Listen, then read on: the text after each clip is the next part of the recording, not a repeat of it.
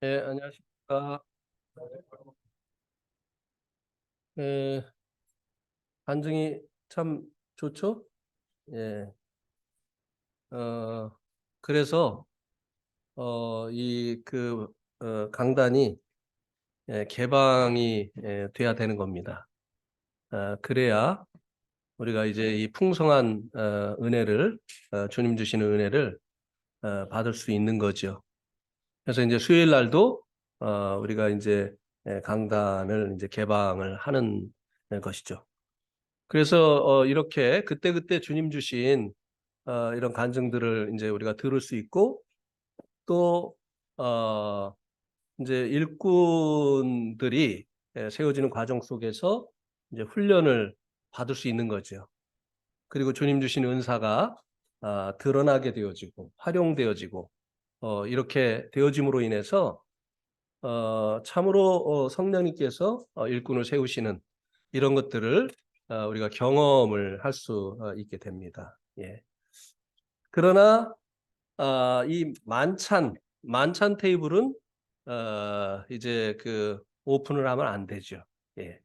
그래서 항상 만찬을 나누기 전에 사회자가 구원 받으시고 침례에 순종하시어서 교회에 더해진 분들에 한해서 이 만찬에 참여하겠습니다. 라는 이 멘트를 하는 이유가 이 만찬은 개방이 되면 안 됩니다. 그래서 이제 이 만찬을 개방을 이제 안 하려고 하는 그런 선한 의도로 이제 어떤 모임들은 이제 뒤에 백시트를 놓죠. 그래서 이제 뒤에다 의자를 놓고 불신자들이라든지 아니면 이제 성도는 성도인데 그 성도가 어떤 성도인지 모르는 천거서를 가지고 오지 않은 성도들은 그 백시트에 앉아서 이 만찬에 참여하지 못하도록 이렇게 하는 그런 교회들도 있습니다. 교회의 거룩함을 지켜야 되기 때문에 또 그렇게 하는 것입니다. 교회가 거룩함을 잃어버리면 하나님의 임재를 잃어버리기 때문에 그렇습니다. 하나님께서 함께 하시지 아니하면 이름만 교회고 실제적으로 하나님의 처소인 교회의 기능을 잃어버리게 되기 때문에 그렇습니다. 예. 오늘 함께 나눌 말씀은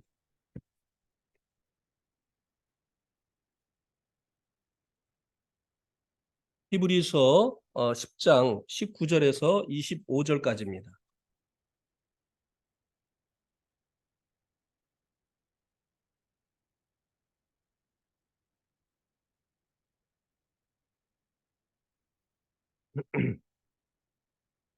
히브리서 10장 19절에서 25절까지입니다. 제가 한 절 읽고 여러분들이 한 절 읽어주시고 이렇게 교독하시도록 하겠습니다. 그러므로 형제들아 우리가 예수의 피를 힘입어 성소에 들어갈 담력을 얻었나니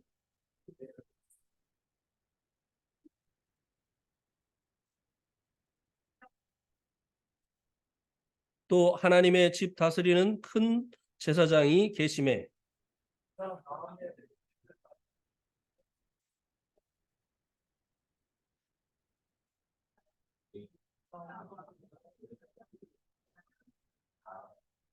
또 약속하신 이는 미쁘시니 우리가 믿는 도리의 소망을 움직이지 말며 굳게 잡고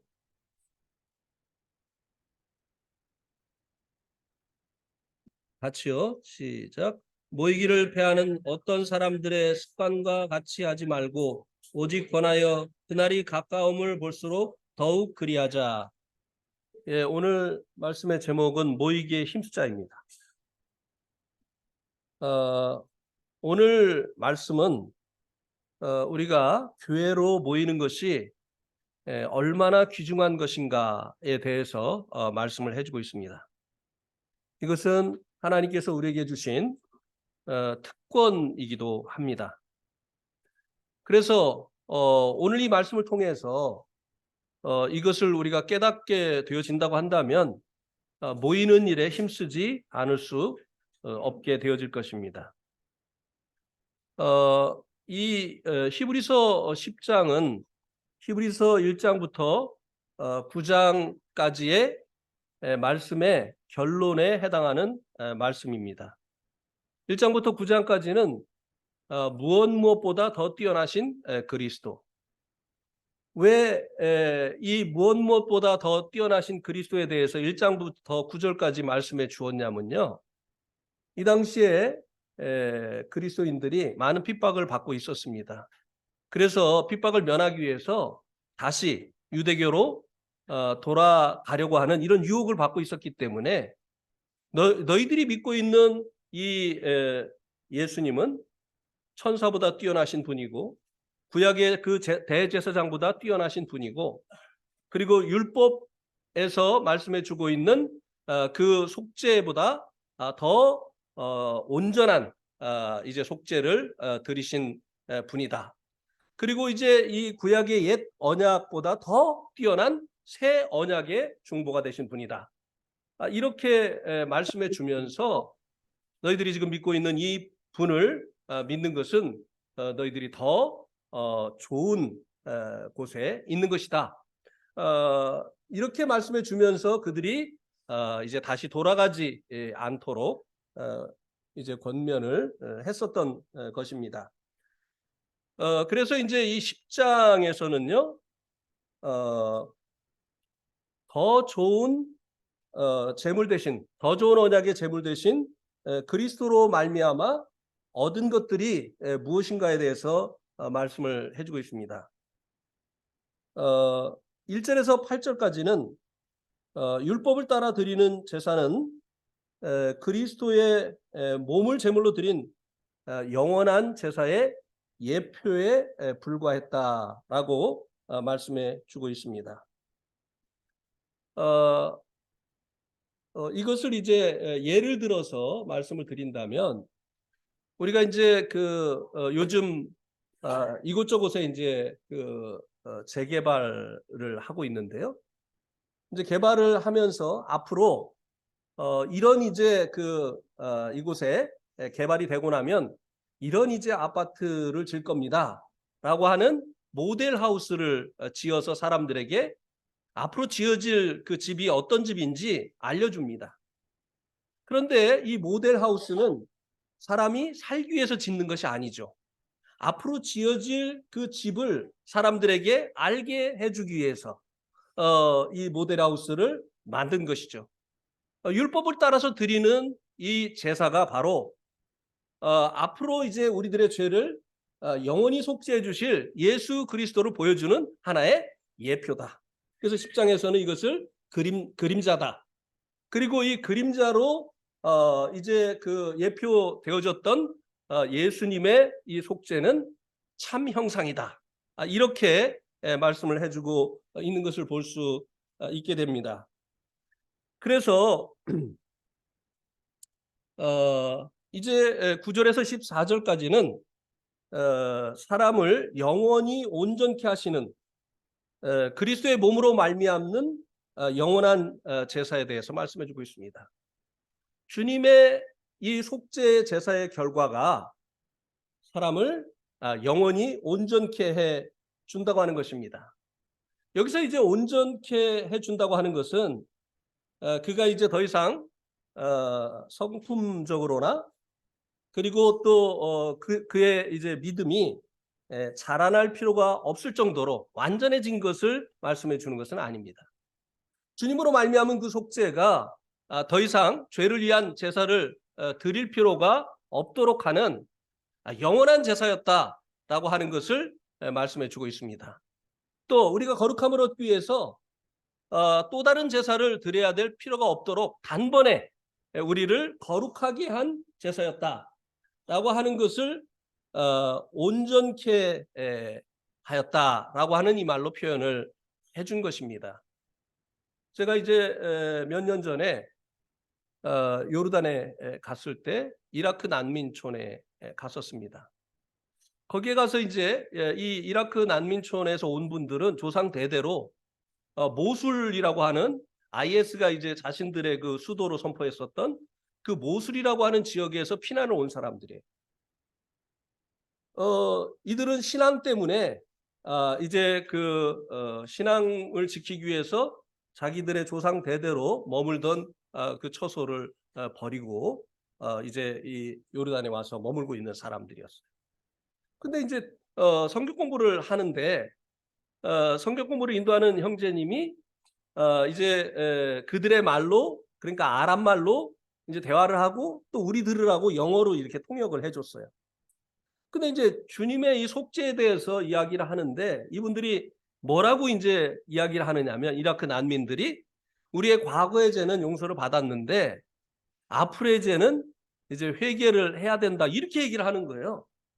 그래서 잠깐 제가 이제 이렇게 한 다음에 제가 이제 질문을 했어요. 그런데 그러면 우리들이 이제 그 예수님 믿고 나서도 죄를 짓는데 그거를 이제 회개를 해야 인제 죄 사함을 받고 그리고 인제 천국에 갈 수 있다고 지금 방금 전에 말씀을 하셨는데, 그러면은 회개를 못 했는데 예수님 오면 어떻게 되지요? 어쩔 줄 몰라요. 막 당황을 하는 거예요. 그러면은 예수님 믿고 열심히 여러분들은 고향까지 버리고 신앙을 지키기 위해서 고향까지 버리고 모든 재산도 버리고 왔는데 여러분들은 지금 죽으면, 만약에 지금 예수님이 오면 여러분들은 지옥 가게 생겼네요. 충격을 받았어요, 이분들이. 근데 시간을 보니까 가야 될 시간이에요. 그래서 이제 제가 야 이제 시간이, 이거 집회 시간이 이제 다가오는데 가야 되겠네요. 그랬더니 한 아주 뚱뚱하신 이라크 난민 아주머니가 "어딜 가요? 못 가요. 당신 우리를 지옥 간다고 해 놓고 어딜 가느냐고. 이거 해결해 주고 가라고." 그래 가지고 인제 알았다고. 그래서 인제 이 히브리서 9장 12 절에 영원한 속죄에 대해서 쭉 풀어서 말씀을 드렸습니다. 그랬더니 이분들이 말씀을 쭉 듣다가 "됐습니다. 가셔도 됩니다." 이렇게 해서 이제 왔는데 그분들이 다 왔더라고요, 금요일 날 그 집회에. 온전하게 되어졌다는 의미가 바로 이것입니다. 예수님의 속죄로 인해서 우리의 과거, 현재, 미래 이 모든 죄값이 치루어졌기 때문에 우리들의 이 죄를 용서받기 위해서 또 다른 제사를 드릴 필요가 없게 되어졌다고 하는 것이죠. 그것을 이제 10장 18절에 보세요. "이것들을 사하셨은즉 다시 죄를 위하여 제사 드릴 것이 있다 없다? 없다." 왜냐하면 예수님의 그 몸으로 드리신, 예수님이 흘리신 피로 드리신 이 속죄의 제사는 단번에 영원한 속죄를 이루셨기 때문이죠. 또 단번에 우리를 거룩하게 하셨기 때문이라고 하는 것입니다.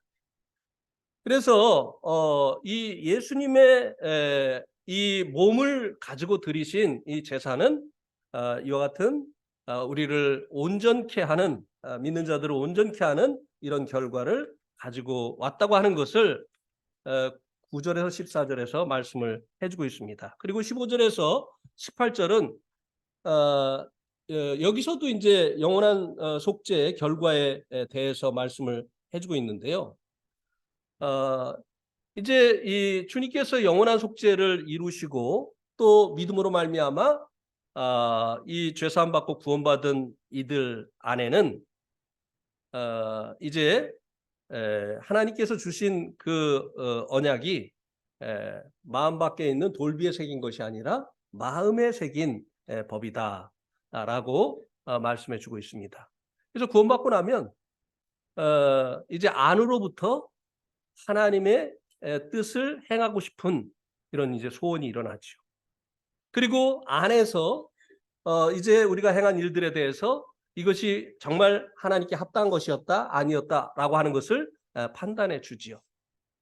이것은 이제 우리 안에 성령님이 이제 오시어서 우리의 마음을 새롭게 하신 것을 의미를 하는 것이기도 합니다. 어제 저도 참 마음이 무거웠어요. 왜냐하면 아내가 서울 그 이모님 집에 갔다가 이제 와서 서대전역으로 와서 이제 데리러 가서 주차장에다 차를 댔다가 이제 차를 이제 빼는데 그 서대전역 그거 누가 민원 좀 넣어줘야 돼요. 왜냐하면은 자동 차단기 그리고 이제 돈 계산하는 거기에서 차가 나오면 바로 사람들이 건너다니는 건널목이 있어요. 그러니까 차가 나와서 저쪽 신호를 기다리고 있으면요, 사람들이 다녀야 되는 길을 막는 거예요. 그리고 차가 많을 때는 저쪽에 우리들이 가야 될 때가 언제냐면 빨간불이 켜졌을 때거든요. 직진하는 차들이 빨간불이 켜졌을 때인데 빨간불이 켜져도 차가 많을 때는 이 사람들이 여기를 비켜주질 않고 줄을 계속 이어요. 항상 그래요, 여기가.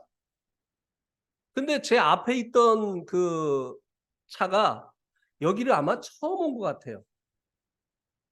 근데 어쩔 줄 모르는 거예요. 이제 우리는 경험이 많기 때문에 이제 빨간불이 들어오려고 하면 이쪽에서 오는 차를 빵빵 하면서 못 들어오게 해야 돼요. 손짓을 하면서. 이렇게 해야 되는데 이분은 깜빡이도 켜지 않고 그리고 가지도 않고 계속 서 있는 거니까 제가 속이 터져가지고 막 계속 빵빵거리니까 사람들이 지나가다 막 귀를 막고 막 인상을 쓰고 막 그러는데 너무 미안하기는 한데 저도 막 속이 터지는 거예요. 벌써 몇 번을 그러는 거예요. 근데 이제 집에 돌아오는데 내가 잘못했다. 얼마나 많은 사람들을 불편하게 했는가. 제가 내돈교회 목회자인 줄 알았으면 어떻게 됐을까? 예? 마음이 이제 너무 이제 불편한 거예요. 근데 그 사람들한테 찾아가서 사과할 수도 없잖아요. 그래서 내가 그렇게 빵빵거리고 있을 게 아니라 잠시 이제 사이드 브레이크를 당겨 놓고 가서 이렇게 두드리고 어쪽으로 가실 거예요? 이렇게 물어보고 그쪽으로 깜빡이를 넣으세요. 그리고 빨간불이 들어오면 차가 오려고 하면 못 들어오게 하시고 가셔야 됩니다. 이렇게 기다리고 있으면 내일 저녁까지 못 갑니다. 이렇게 이제 친절하게 얘기를 해줬더라면 좋았을 텐데 그 사람도 얼마나 당황했을까. 저도 외지에 가면 그런 경우가 있잖아요. 막 너무 상황이 이제 복잡해가지고 어떻게 해야 될지 이제 모르는 이런 경우. 근데 막 뒤에서 빵빵거리면 더 정신없잖아요. 어떨 때는요, 건널목에 사람들이 건너가고 있는데 제가 지나간 적도 있어요. 정말 주님이 보호해 주셨죠. 사람들이 없는 사이로 어떻게. 네팔에서 와서는 정말 정신이 없어요. 그래서 이제는 마음 밖에 있는 율법을 통해서가 아니라 마음 안에 있는 성령님을 통해서 우리들이 행한 일들에 대해서 하나님께서 옳고 그름을 말씀해 주신다는 거죠. 예. 그래서 그 법을 마음에 새긴다고 하는 것입니다. 그래서 우리가 이제 이런 경험들을 사실 많이 하잖아요. 어떤 일을 해하고 났는데 굉장히 마음이 불편해요. 그러면 먼저는 하나님께 자백을 해야 되죠. 그리고 내가 만날 수 있는 사람이라면 가서 사과를 해야 되는 거죠. 그리고 또 때로는 내 마음속에 어떤 일을 해야 될 것을 부담을 주실 때가 있습니다. 그러면 그것을 해야 되는 거예요. 이제는 누가 시켜서 하는 사람들이 아닙니다. 왜냐하면 법이 이제는 우리 마음에 있는 거예요. 하나님께서 선한 일에 대한 소원을 우리 마음에 주시는 거예요. 그럼 그 소원을 쫓아서 행해야 되는 것입니다. 때로는 하나님께서 너 잘못했다고 지적을 하십니다. 그러면 잘못했습니다 하는 거예요. 그죠? 근데 우리는 옛날 습관이 있어가지고 막 변명하죠. 내가 그러고 싶어서 그런 게 하나님 그거 몰라서 지금 지적하시는 게 아니거든요. 근데 이 육신은요, 우리 잘못을 좀처럼 인정을 안 하려고 합니다. 그래서 하나님을 막 설득하려고 하죠. 하나님 그 상황에서 제가 어떻게 합니까? 그러면은 이거 하나님 제일 싫어하시는 거예요. 너희가 너희 죄를 자백하면 그는 미쁘시고 의로우사 우리의 죄를 사하시고 우리를 모든 불의에서 깨끗게 하신다고 말씀을 하셨죠. 그다음에 이제 오늘 본문인 19절에서 25절 말씀에서도 주님으로 말미암는 대속에 그 결과에 대해서 말씀해 주고 있는데요. 이것은 정말 중요한 것입니다. 사실 여러분들이 히브리서를 공부를 하고 이것을 깨닫지 못했다면 히브리서를 깨닫지 못했다고 저는 말씀을 드릴 수 있습니다.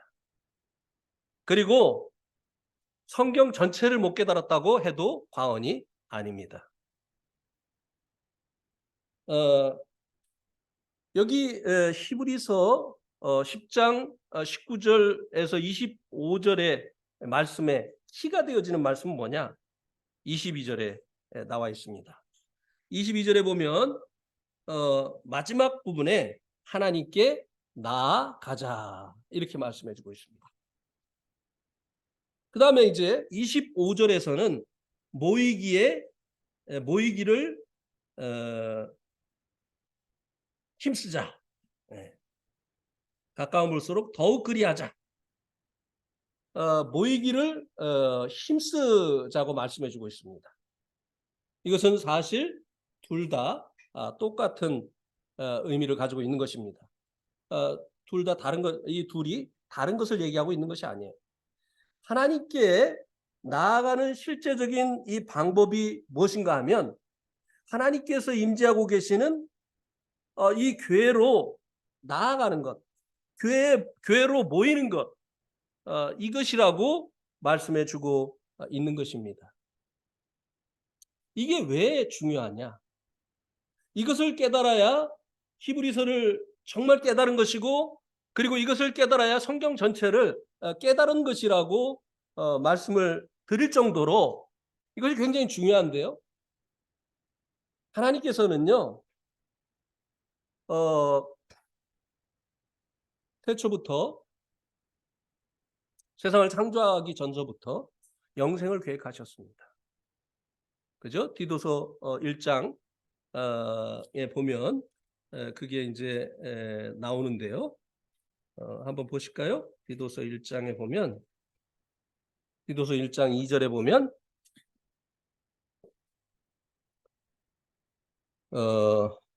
영생의 소망을 위함이라. 이 영생은 거짓이 없으신 하나님이 영원 전부터 약속하신 것인데 하나님께서 이 영원 전 영원은 하나님의 세계를 얘기합니다.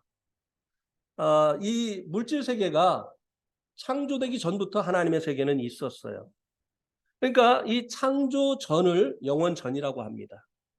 그리고 또 이 시간 세계가 끝나고 나면 창조가 되어지면서 첫째 날이 시작됐잖아요.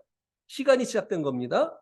이 시간 세계가 끝나고 나면 다시 영원 세계로 들어가는 거예요. 하나님의 세계로 들어가는 거죠. 그런데 이 시간 세계는 영원 세계에서 나왔기 때문에 이 시간 세계는 영원 세계 속에 포함이 되어 있는 것입니다. 그런데 여기 이 말씀은 창조되어지기 전을 영원전이다 이렇게 말씀해 주고 있는데 영원전부터 하나님께서 약속하신 것이 무엇이라고 말씀해 주고 있느냐면 영생이다. 하나님께서 모든 것을 창조하기 전부터 하나님께서 이제 대상이 없는 약속을 하셨으니까 이것은 계획을 얘기하는 것입니다. 영생은 사람을 위한 이 계획이잖아요. 그러니까 하나님께서 이 영생을 계획하시고 사람을 비롯한 이 모든 만물을 지으셨다고 하는 것입니다. 영생이 무엇인가는 우리들이 너무나 자주 말씀을 들었습니다. 요한복음 17장 3절에서 영생은 유일하신 참 하나님과 그의 보내신 자 예수 그리스도를 아는 것이라고 했어요. 안다고 하는 것은 내가 그분을 만나고 그분과 교제하고 그분과 동행하면서 그분을 경험을 통해서 아는 것이라고 말씀을 드렸습니다. 그래서 이 영생은요 하나님과 함께하는 것을 말씀해 주고 있는 것입니다. 무조건 죽지 않고 오래오래 사는 것만이 영생이 아니고 하나님과 더불어서 영원히 사는 것, 이것이 하나님께서 계획하신 영생이라고 하는 것입니다. 그러면은 하나님이 왜 영생을 계획하셨느냐? 이것을 요한복음 3장 16절 말씀에서 말씀해 주고 있습니다. 하나님이 세상을 이처럼 사랑하사 독생자를 주셨으니 이는 저를 믿는 자마다 멸망치 않고 영생을 얻게 하렵니다. 사랑 때문이에요. 하나님께서 사랑 때문에 사람들과 영원히 함께 사시려고 하는 계획을 가지셨다고 하는 것입니다. 사랑하면 사랑하는 사람과 함께 있고 싶지 않아요. 그죠? 하나님께서 왜 영생을 계획하셨느냐? 우리 인생들을 사랑하시기 때문이라고 하는 것입니다. 예. 그래서 하나님께서 우리 인생들과 함께 하시기를 원하셨기 때문에 죄로 인해서 마귀에게 속한 이 인생들이 다시 하나님과 화평하고 하나님과 더불어서 영원히 살기를 원하시어서 아들 예수 그리스도를 화목제물로 내어주신 거예요. 예수님의 이 대속이 무엇을 위한 것인가를 이제 이 말씀이 말씀해주고 있는 것입니다. 예수님의 이 대속은 하나님의 그 영원전부터 가지셨던 영생 계획을 회복하시려는 이 과정이었다고 하는 것입니다. 그래서 하나님께서 사람들과 영원히 함께 하기를 원하시어서 에덴 동산을 만드셨던 거예요. 그래서 이 에덴 동산에서 처음에는 사람과 하나님이 함께 했습니다. 근데 범죄한 이후에 이제 하나님이 사람과 함께 할 수 없게 되어졌습니다. 그래서 이제 이스라엘 백성들과 하나님께서 함께 하시기를 원하시어서 어떻게 하셨습니까? 성막을 짓게 하셨어요. 성막을 지은 이유가 내가 그들 중에 함께 하리라. 하나님께서 처음부터 사람과 함께 하기를 원하셨기 때문에 이스라엘을 애굽에서 건져내시어서 그들과 함께 하시려고 이제 이 성막을 짓도록 하셨다고 하는 것입니다. 그러나 그들이 이제 죄 가운데 있었기 때문에 하나님께서 성막에 숨어 계셔야 됐죠. 구의 성전을 짓고 또 이 시대에는 하나님께서 이 계획 가운데 임재하시면서 사람과 함께 하시기를 원하시는 이 영생 계획을 실현하고 계시다고 하는 것입니다. 그래서 여기 하나님께 나아가자 그리고 모이기에 힘쓰라고 하는 것은 이 하나님의 영생 계획을 이제 영생 계획 속에 우리들이 들어가자고 하는 것입니다. 하나님께서 원하시는 것이 우리와 함께 하시기를 원하시는 것이기 때문에 하나님께서 이 교회를 세우신 그 목적이 그것이기 때문에 우리가 하나님께 나아가야 되잖아요. 구약시대 때는 하나님께 나아가기 위해서 하나님 계신 그 성막의 지성소로 가야 됐습니다. 그런데 아무나 갈 수가 없었어요. 대제사장만 1년에 딱 한 차례, 그것도 이제 피를 가지고 이제 그 지성소에 들어가서 하나님과 함께 할 수 있었습니다.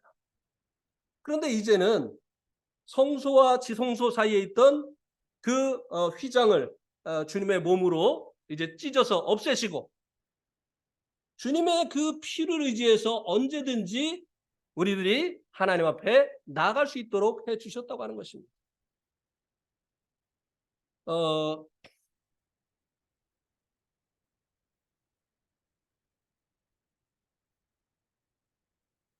그래서 이제 21절에 보면 이제 19절에 보면 하나님 앞에 이제 우리가 이제 나아가게 하려고 구약 시대 때는 이제 그 짐승의 피를 가지고 대제사장이 지성소로 나아갔지만 우리는 이제 하나님 앞에 예수님의 피를 힘입어서 이제 성소에 들어갈 담력을 얻었다고 하는 것입니다. 여기서 말씀해주고 있는 이 성소는 21절에 보면 하나님의 집이라고 말씀해주고 있습니다. 하나님 계신 곳. 그러니까 여기서 말씀해주고 있는 이 성소는 구약의 그 성막이나 성전을 말씀해 주는 것이 아니라 오늘날 하나님의 처소인 이 교회를 말씀해 주고 있는 것입니다. 우리 한번 데살로니가 전서 3장 15절 말씀을 한번 보시기 바랍니다.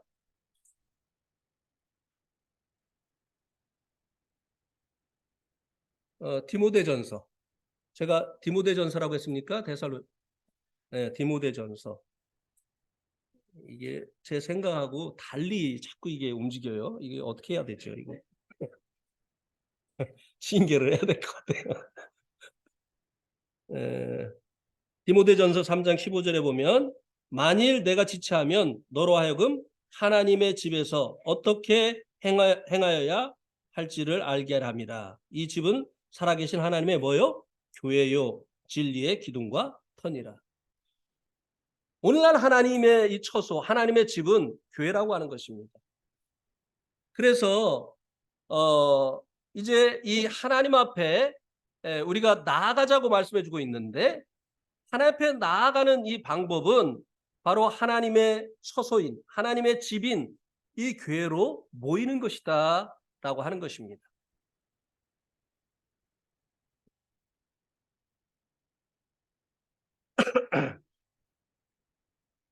구약에는 이 하나님 앞에 죄인들이 접근하는 것을 금지했습니다. 율법 아래서는 하나님의 임재 앞에 나아가는 것이 정말 두려운 일이었습니다. 그래서 히브리서 12장 한번 18절에서 21절을 한번 보시기 바랍니다. 히브리서 12장 18절에서 21절에 보면 너희는 만질 수 있는 불이 붙는 산과 침침함과 흑암과 폭풍과 나팔 소리와 말하는 소리가 있는 곳에 이른 것이 아니라 그 소리를 듣는 자들이 더 말씀하지 아니하시기를 구하였으니 이는 짐승이라도 그 산에 들어가면 돌로 침을 당하리라 하신 명령을 그들이 견디지 못함이라. 21절 그 보이는 바가 이렇게 무섭기로 모세도 이르되 내가 심히 두렵고 떨린다 하였느니라. 모세조차도요 하나님 앞에 나아가는 이 일이 하나님의 그 임재 앞에 서 있는 이 일이 두렵고 떨린다고 말씀해 주고 있습니다. 그런데 우리는 하나님의 처소인 하나님께서 임재하시는 이 교회 나올 때 두렵고 떨리는 이런 마음을 갖습니까? 아니요. 예수 그리스도의 피를 힘입었기 때문에 우리들은 담대하게 나올 수 있게 되어졌다고 하는 것입니다. 예수 그리스도의 피를 힘입지 않았다고 한다면 우리가 결코 하나님 앞에 나올 이 담대함을 얻을 수가 없었죠. 구약의 성도들처럼 모든 사람이 죄를 범하였음에 하나님의 영광에 이르지 못하나. 예. 하나님 앞에 나가는 것이 두려운 일이고 떨리는 이와 같은 일이었을 것이라고 하는 것입니다. 예.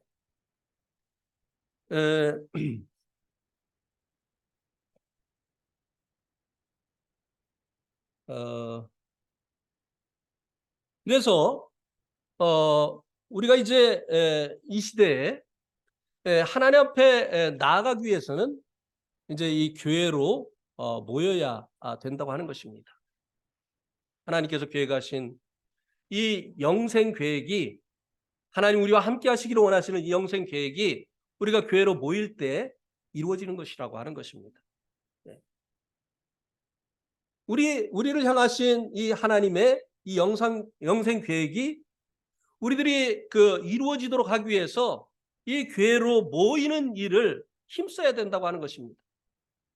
여러분 만약에 구약의 제사장이 하나님 앞에 나가야 되는 그날 오늘 다른 일이 생겼네.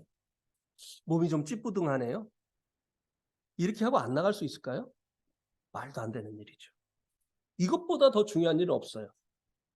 대제사장에게 주어진 일 중에 하나님 앞에 나아가는 일보다 더 크고 더 중요한 일은 없다고 하는 것입니다. 자기의 사정이 어떠하다 할지라도 일은 대제사장이 해야만 되는 그 같은 일이었다고 하는 것입니다. 우리에게 주어진 가장 중요한 일이 바로 이 하나님의 임재 앞에 나가는 일입니다. 이것은 하나님께서 함께 하시는 이 교회로 모이는 것이라고 하는 것입니다.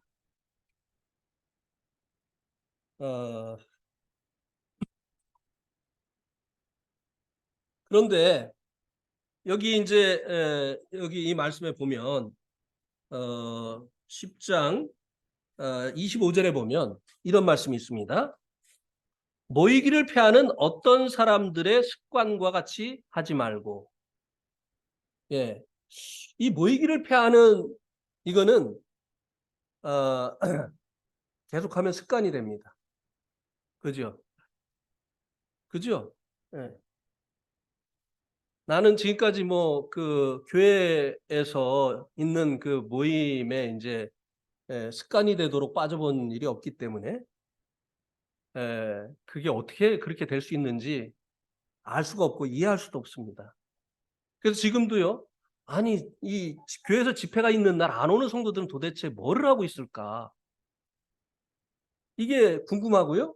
그리고 잘 이해가 안 됩니다. 습관이 된. 예.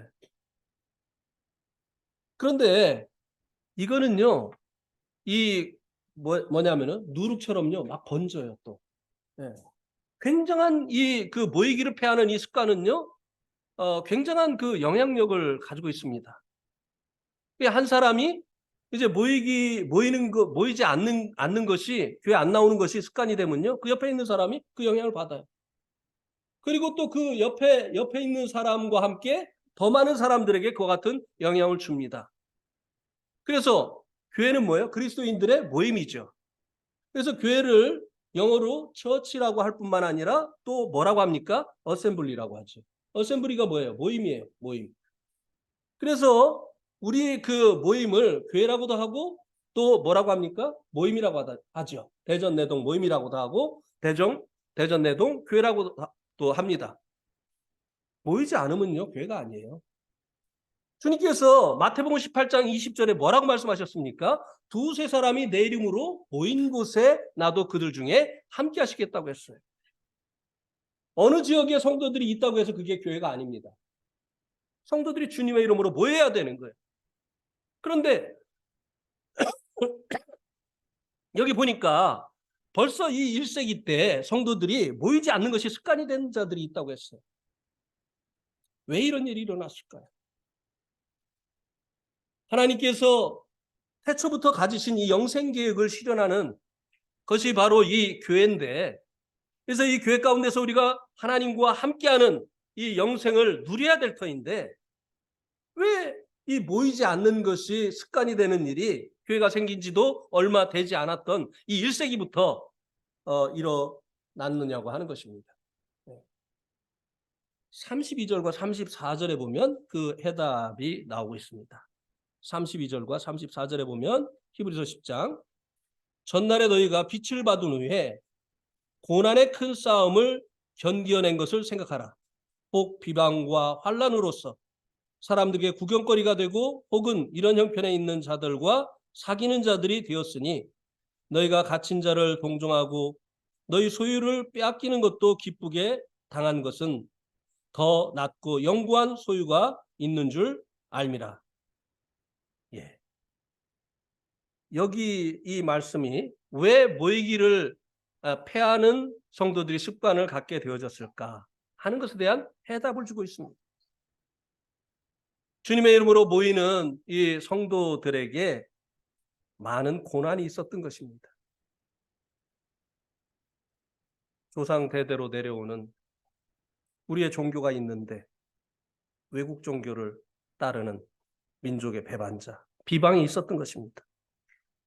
또 그를 이제 외톨이가 되도록 하는. 그래서 뭐 이 시대는 대부분 무슨 농사일을 한다든지 무슨 일을 하면은 마을이 같이 했잖아요. 근데 예수를 믿으면 완전히 따돌림 당하는 거예요. 아무도 그 집에 일하러 오지 않습니다. 그 집에서 생산한 거 아무도 사주지 않습니다. 어려운 일이 있어도 와서 도와주지 않습니다. 기쁜 일이 있어도 와서 함께 해주지 않습니다. 너무나 외로운 것이에요. 늘 그렇게 사는 사람은 견뎌낼 수 있어요. 그러나 지금까지는 그렇게 살지 않았거든요. 예. 너무나 외로운 거예요. 다시 돌아가고 싶은 이런 마음의 유혹이 있었던 것입니다. 심지어는 부모까지도 거절을 합니다. 예. 이런 비방과 환난, 때로는 사람들의 이 구경거리가 되는 이런 이제 이 고난들이 그들이 모이기를 패하는 것이 습관이 되도록 하는 그런 원인이 되어졌다고 하는 것입니다. 사도 바울이 가장 복음을 많이 전했던 지역이 소아시아 지역입니다.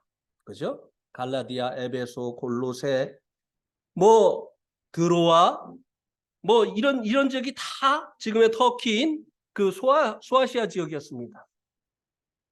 이 초기 시대에 교회가 가장 많았던 이 지역이 바로 이 소아시아 지역이었어요. 지금 그런데 이 교회들이 다 어디로 갔습니까? 다 회교화돼 버렸어요. 뭐 때문이죠? 회교가 그들을 아주 잔인하게 핍박했기 때문이에요. 네. 근데 이제 제가 요르단에 가가지고 참 놀라운 이야기를 들었는데요. 기독교인들이 다 부자라는 거예요. 우리가 생각할 때는 기독교인들이 핍박받으니까 가난하고 이제 못 배우고 그랬을 것이라고 생각을 하는데요. 실제적으로 가보니까 성도들의 집이 다 대궐 같아. 예. 가봤지? 이브라임 형제님 집은 못 가봤지. 어떤 그 형제님 그 머리 그 완전히 반질반질한 형제님 집에 가서 모일 때 굉장히 그 집이 컸잖아. 예. 한국에서는 많이 궁궐 같아. 그래서 의문이었어요. 어떻게 그리스도인들의 집이 이렇게 궁궐 같을까? 이 회교가요. 회교 왕조가 이제 들어서면서 기독교인들을 이제 핍박을 하는데요. 핍박을 해도 이 사람들이 흩어져서 더 복음을 전하는 거예요. 네. 마치 이제 불을 끌려고 부죽갱이로 그 불을 탁 때리면 불이 탁 이제 번지면서 여러 곳에 오히려 불이 붙는 것처럼 핍박을 해도 안 되는 거예요. 그러니까 이제 기독교를 인정을 해줬어요. 그 대신에 신분증에다가 자기 종교를 쓰도록 했어요. 그리고 그 종교를 쓰고 이 기독교인들에게는 종교세를 내도록 했습니다. 왜냐하면 회교 나라에서 다른 종교를 가지고 있으니까 너희들이 종교세를 내라. 처음에는 20%, 소득의 20%. 20%도 크지요. 그죠? 예. 그런데 그 다음에는 50%. 그래도 이 사람들이 이제 굴복을 안 하니까 회교로 개종을 하면 세금 안 내도 되는데 20% 내는 거예요. 꼬박꼬박. 그 다음에 또 50%? 그런데도 내는 거예요. 그러니까 나중에는 90%까지 올렸어요. 100%는 차마 못하고 90%까지 올렸다는 거예요. 그래서 이 기독교인들이 살아남으려고요. 그 세금을 내고도 10% 갖고 살려고 엄청난 노력을 했다는 거예요. 그래서 다 부자가 됐다는 거예요. 예. 어쨌든 이런 이제 기독교인이 아니라면 안 받아도 되는 이런 이제 고난들이 그들에게 있었기 때문에 믿음이 연약한 성도들은 유혹을 받았던 것이죠. 이제 교회 안 나가야 되겠다. 적어도 내가 교회 안 나가면 이런 비방과 그리고 핍박은 당하지 않겠지. 이렇게 하면서 이제 교회 나가지 않는 것이 습관이 되어버린 이런 것이 되어진 것이죠.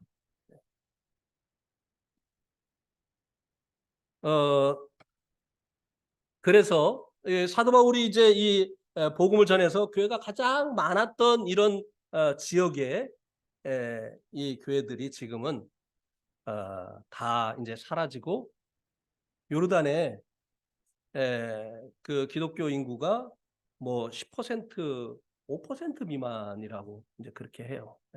요르단은 그래도 많은 거예요. 뭐 사우디아라비아 이런 곳에는 더 이제 적지요. 어, 그런데 이제 우리 얘기를 해봅시다.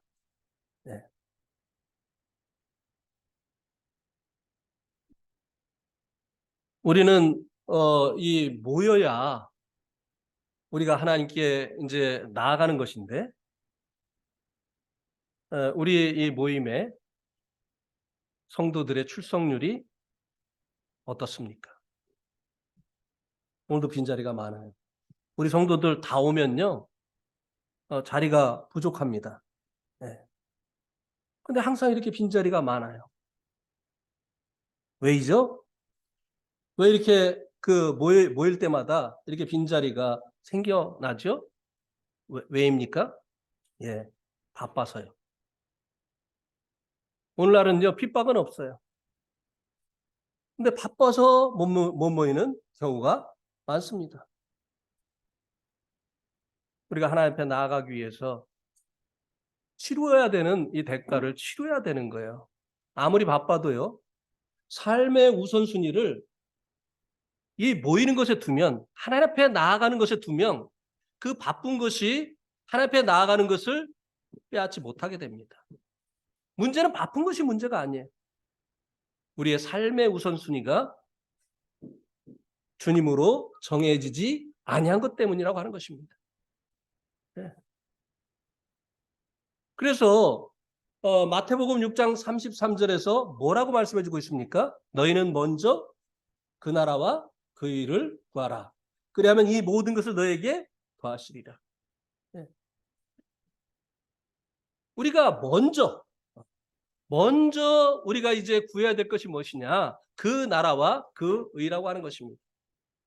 우리의 삶에서 가장 먼저 해야 될 일이 무엇이냐? 가장 중하게 여겨야 될 일이 무엇이냐? 주님과 관련된 일이라고 하는 것이. 내일이 아니라. 그러면 우리가 바빠도 모일 수 있는 거예요. 네. 옛날에는요, 지금보다 더 바빴어요. 그래요, 안 그래요? 옛날에 대부분 다 야근했습니다. 네. 막 10시까지 막 이렇게 야근했어요. 주일날도 일했어요. 토요일날 무슨 휴무가 있었습니까? 그런데도요, 주일날 모이죠? 주일날 모이면 하루 종일 있어요. 수요일날 모이죠? 또 주중에 성경 공부하러 모이죠? 금요일날 모이죠? 적어도 우리는요, 금요일날 철야 기도했어요. 밤새도록 기도했어요. 그리고요, 또 그 다음날 멀쩡해가지고 출근하는 겁니다. 근데 지금은 토요일날 쉬죠. 예. 그리고 별로 야근 안 합니다. 예. 요즘은 또 뭐 이 젊은 세대들 때문에 회식하자고 해도 안 간다고 해가지고 하는 의미가 없어가지고 회식도 잘 안 한다고 하더라고요. 옛날에 막 회식까지 막 해가지고 막 참이 어려웠죠. 술을 먹어라. 그다음에 이제 우리가 이제 교회에 가지 않는 그 이유가 교회가 자기 마음에 안 들어서. 그죠? 때로 마음에 안 들어. 그래서 어 이제 교회에 안 가는 그런 경우가 있습니다. 여러분, 이 세상에 완전한 교회가 있을까요? 어디 이 교회가 마음에 안 드니까 이제 저 교회로 가면 그 교회도 문제가 있을까요, 없을까요? 있어요. 예. 마음에 안 들어서 이쪽 저쪽 왔다 갔다 하지 마세요. 거기 가면 더 많은 문제가 보일 겁니다. 예.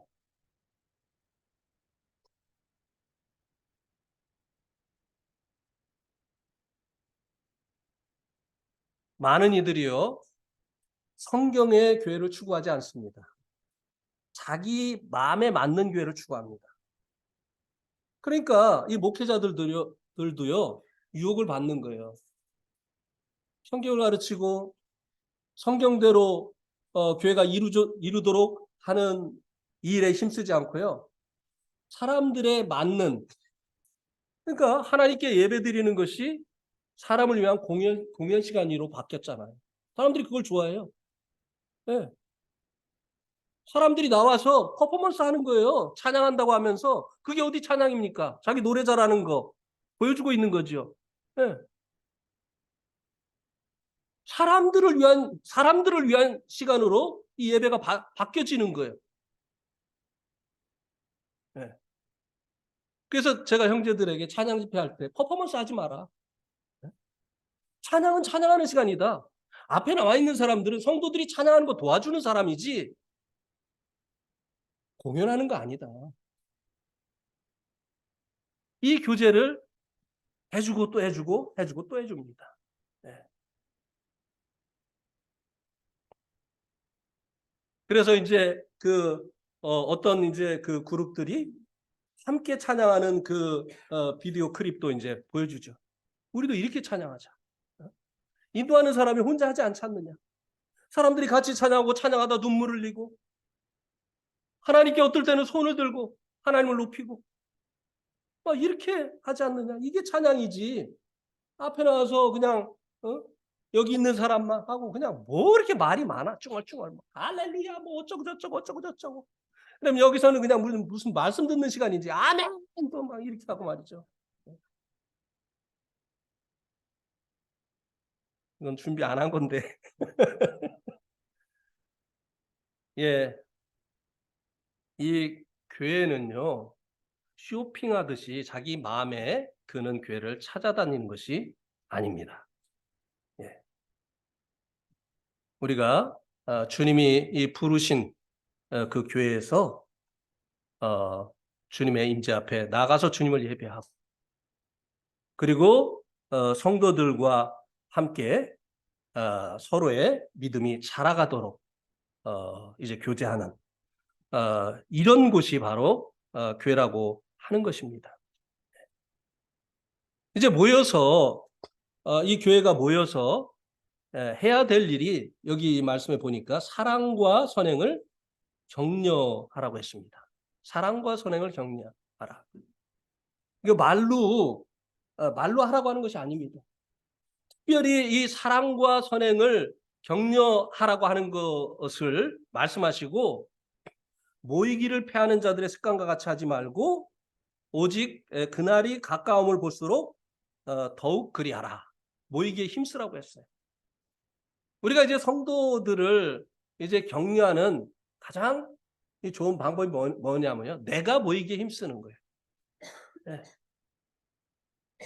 자, 저 성도는 정말 오늘 교회에 올 수 있는 형편이 아니야. 근데 그 성도가 얼굴이 보일 때 성도들이 얼마나 큰 격려를 받습니까? 그렇습니까? 안 그렇습니까? 네. 일본의 그 한 형제님의 자매님이 이제 암에 걸려서 돌아가시게 됐어요. 그래서 이제 마지막이 되니까 이제 황달까지 온 거예요. 그래가지고 이제 뭐 온갖 그 이제 그 수액을 이제 맞는 거죠. 이쪽 손에도 그 바늘이 꽂아 있고 이쪽 손에도 바늘이 꽂아 있고. 근데 이 자매님이 주님을 예배하다가 주님께 가고 싶은 거예요. 근데 의사가 못 가게 하죠. 뭐 안 가면 뭐 더 살 수 있는 것도 아닌데 왜 못 가게 해요? 그냥 주님 예배하다가 주님께로 가고 싶은데 그래 이 자매님이 사정사정 해가지고 교회 온 거예요. 휠체어를 타고. 온몸에 막 그냥 그 수액 맞는 것이 막 그 주사가 꽂혀 있고 막 그것들이 주렁주렁 달려 있어. 자매님이 노란 눈물을 흘리면서 예배를 드리는 거예요. 황달이 오면요 눈물까지 노래진대. 그걸 보고 성도들이 엉엉 우는 거예요. 얼마나 성도들이 큰 격려를 받았습니까? 네.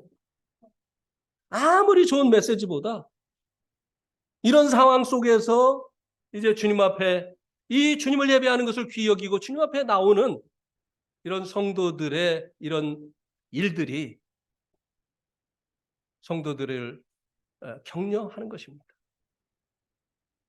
우리가 주님을 섬기는 것보다 선한 일이 어디에 있습니까? 이것이 우리들이 할 수 있는 가장 선한 일이 아니겠습니까? 예. 네팔에서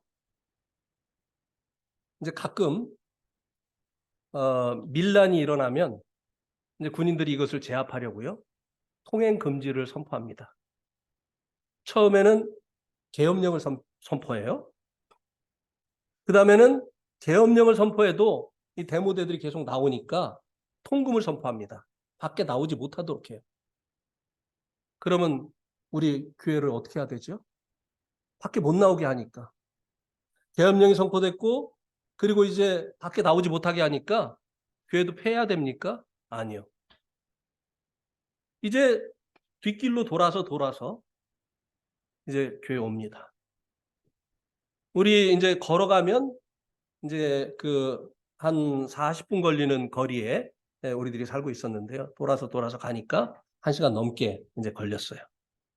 그래서 우리 제 시간에 가서 이제 앉아 있었습니다. 저 멀리 사는 허말 형제 오늘 올 수 있을까? 저 멀리 사는 그 소아마비 형제 올 수 있을까? 그런데요, 잠시 후에요. 온몸에 땀을 뻘뻘 흘리고 허말 형제가 자기 아들을 목에다가 이렇게 걸고 들어오는데요. 눈물이 쏟아지더라고요. 격려를 받았습니다. 제 생애에 그것보다 더 강렬한 메시지는 없었어요. 네. 그리고 또 잠시 후에 그 소아마비 형제가 자기 그 아이들 둘을 양손으로 잡고 들어오는 겁니다. 어떻게 울지 않을 수가 있겠어요? 제가 이것보다 더 큰 격려를 받은 적이 없습니다.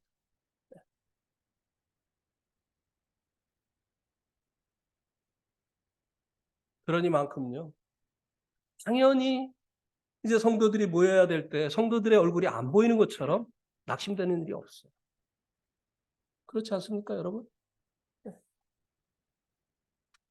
막 그 특별 집회를 하는데 성도들이 안 와가지고 자리가 뻥뻥뻥뻥 뚫려 있어요. 마음이 막 뚫려버립니다. 네. 사실 얼마 전까지는 이제 이게 많이 회복이 됐는데요. 집회 가다 보면요, 마음이 너무 어려웠어요. 집회를 해야 되나? 예, 다 이유가 있죠. 그러나 기도하고 극복할 수 없는 문제입니까? 주님을 우선순위에 둔다고 한다면 그래도 안 되는 일입니까? 이거는 우리가 주님 앞에 이제 모이는 것, 그리고 우리가 이제 주님 앞에 나아가는 것, 이거는요, 구약시대 때는 대제사장에게만 주어졌던 특권이었습니다. 여러분, 이건 우리에게 하나님이 주신 특별한 권한입니다. 이 권한을 누릴 수 있게 되기를 바랍니다. 예. 그리고 여러분을 통해서 많은 성도들이 사랑과 선행을 격려받을 수 있기를 바랍니다. 다른 사람을 낙심시키는 사람이 아니라 나 때문에 다른 사람들이 일어나고 모이기를 힘쓰고 하는 이런 놀라운 일들이 일어나게 되어지기를 바랍니다. 아멘.